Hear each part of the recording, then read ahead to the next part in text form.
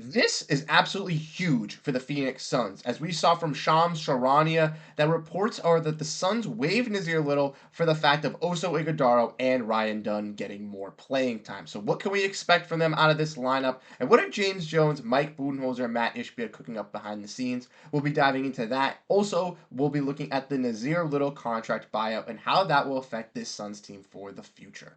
All of that and more on this episode of Suns Digest. I'm Bruce Velez. You guys have been absolutely killing it, leaving your thoughts and supports down below in the comment section, and CJ and I really do appreciate reading all those comments. But if you want to make sure you stay up to date on all the news revolving around this Suns team, make sure to hit that subscribe button, as 78% of you guys who watch our videos are not subscribed, and you definitely do not want to miss all the news revolving around this team. Without further ado, though, let's dive into the topic at hand. Make sure to grab a snack. We'll be discussing first the Nassir Little buyout breakdown. As we saw after this, dispute happened a couple hours later, we actually got the real logistics of how it is going to affect this Suns team with their salary cap in the future. So let's dive in and let's look at that. This is all courtesy of your guy Gerald Bourguet, who does a fantastic job covering the Suns.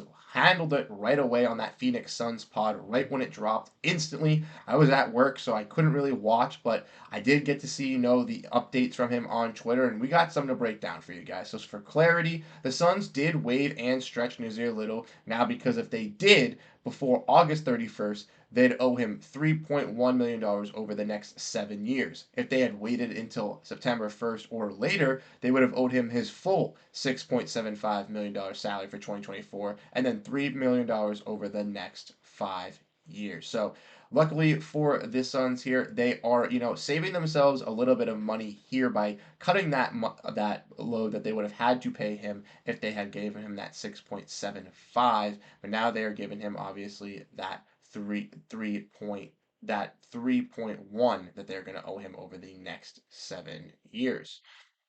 Now, if we keep looking at this, so basically this is kind of, a little bit more of an understanding. 3.1 for the season for the Suns cap sheet from now until 2030-31, rather than what it looked like in the second scenario. So the second scenario here would have been provided he would have gotten 6.7, and then he would have gotten $3 million till 29-30. So they would have been done a little bit shorter on that payday, but it would have been, a little bit more money up front. This allows the Suns to, maybe pay an extra year on that dollar, but save some money now, which allows them to, have some of that money saved up now. Obviously, the Suns are a team that do have an open roster spot, but they are obviously in the luxury tax with the second apron still, even with the stretching and waiving of Nassir Little. So even if they are still to pick anybody up, it is going to have to be a veteran minimum, unless they do a trade where they trade somebody out and take two contracts back.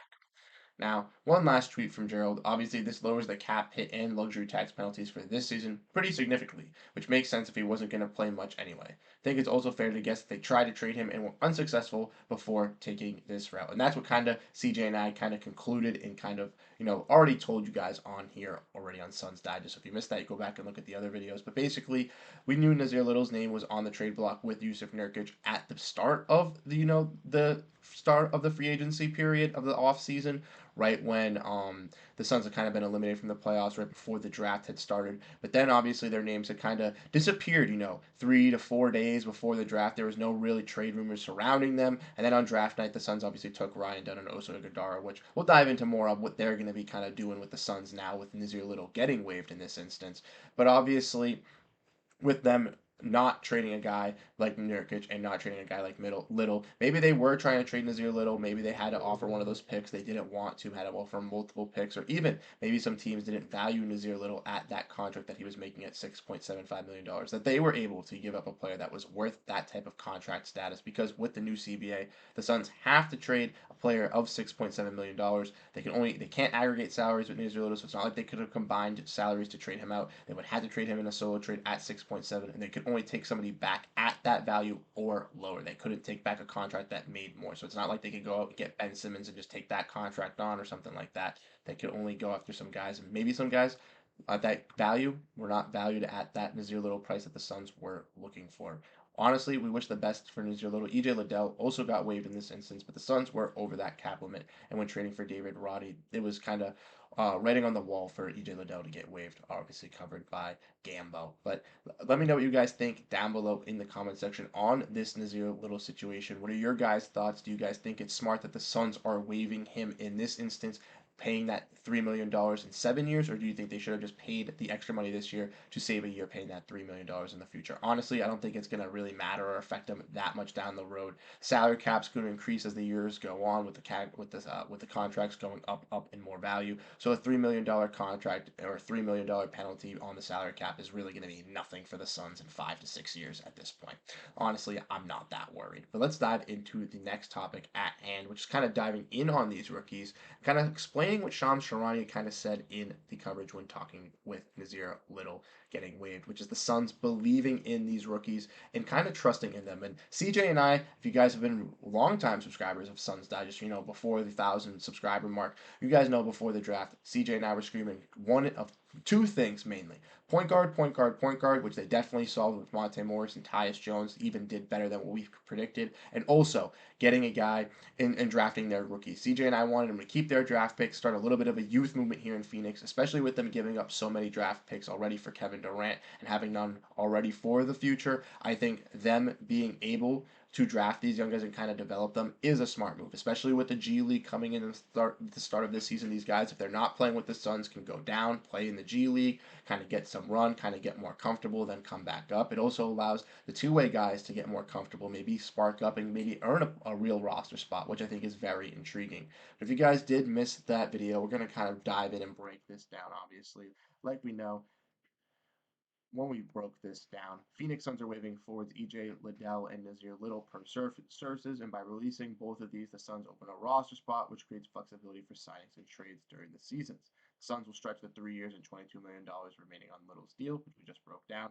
But here's the important part, which is Phoenix officials are high on rookies Ryan Dunn and Oso Iguodala, and the releases open increased opportunities for both to contribute next season, along with roster movement potential moving forward. Little will now enter free agency. So obviously, the key thing to mention is that the Phoenix officials are very high on both of these rookies here for the Suns. And both of these rookies did play in the summer league, and they both shined in different aspects. Ryan Dunn, we all know, is a good defender, has to kind of get that offensive game a little bit more polished, get that three ball a little bit better. But I think he could be a solid slasher, driver, pretty solid lob threat as well, high flying athlete, and I think he'll be a fantastic defender for this Suns unit, and definitely could integrate himself alongside Josh Okogie. I think really competing for that defensive 2 to 3 wing, beefing up on this Suns unit. Now the Suns team is very deep this year compared to last, so we could see a bunch of different lineups and a bunch of different schemes, especially with that guard position. So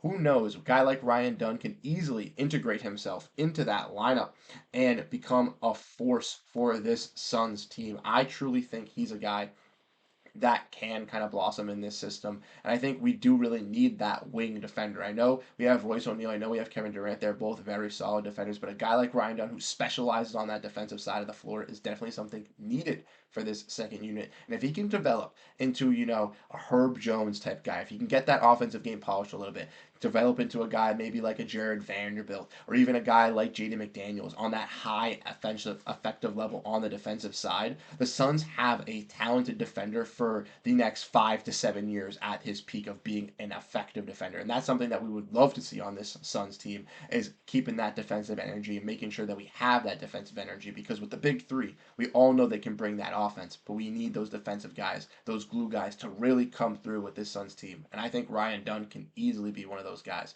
for the future of this squad. And let's not forget talking about our other guy as well, and Oso Iguodala, ladies and gentlemen. He was a guy drafted in the second round, where the Suns were able to get this second round pick by trading back in the first round, securing Ryan Dunn at pick 29 instead of pick 22, and also getting this second round pick for the future.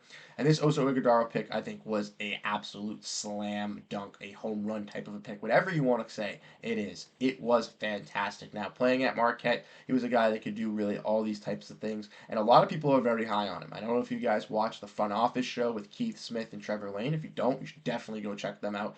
Keith the other day was talking about the Suns rookies, talking about this Suns team, talking about Tyus Jones turning down more money to come over to Phoenix. And obviously, when he mentioned Oso Ighodaro, he was talking about how he was very high on him, saying he was one of his favorite rookies, and easily could see Oso Ighodaro taking over at that backup center role over Mason Plumlee by the end of the season. And I think that's something that we could easily see as well. Mason Plumlee is obviously a good veteran, very solid on the defensive side, and something that we definitely needed in an upgrade over Drew Eubanks. But truly, I think a guy in Oso Ighodaro truly showed us at Summer League he can be a better scorer than what I think most of us thought he could bring. We saw that he could score in the post. We could see that he was very solid at the jump shot as well. And I truly think that a guy in Oso Ighodaro could really turn up to be that solid defensive center. And if he really polishes and gets very, very integrated into this Suns rotation early on, I think that's even better for the Suns. And I think with this Nassir Little and EJ Liddell kind of letting go, that kind of provides more room for these guys to even grow in the system and kind of flourish. Oso Ighodaro is obviously competing against the likes of Yusuf Nurkic, Bol, Mason Plumlee, kind of competing for that backup big spot, backup power forward spot. And then we'll obviously see Ryan Dunn kind of integrating himself into that defensive wing kind of position alongside Josh Kogi, Kevin Durant, obviously Grayson Allen, Devin Booker sometimes playing that wing position. The Suns are going to have a lot of players. Royce O'Neal playing that wing position. So for Ryan Dunn and Oso Ighodaro, I think that with these release of Nassir Little, I think it gives them a better opportunity, and I hope we get to see that opportunity grow. But if not, we'll get to see them play definitely some games down low in the G League with the Valley Suns, and if they get to blossom over there, then I definitely think they'll make a big impact on the Suns roster. But let me know what you guys think down below in the comment section. What are you guys' thoughts on the rookies? How are you guys feeling on Oso Ighodaro and Ryan Dunn? I'm really high on them. I think the Suns got absolutely slam dunks with these picks, and I can't wait to see what they can bring for us when the season starts. But let me know what you guys think down below. Really appreciate your guys' thoughts. Hit the subscribe button if you're not subscribed and you want to make sure you stay up to date on all the daily Suns news. Once again, I'm Bruce Velez. Have a great rest of your day, everybody, and go Phoenix Suns.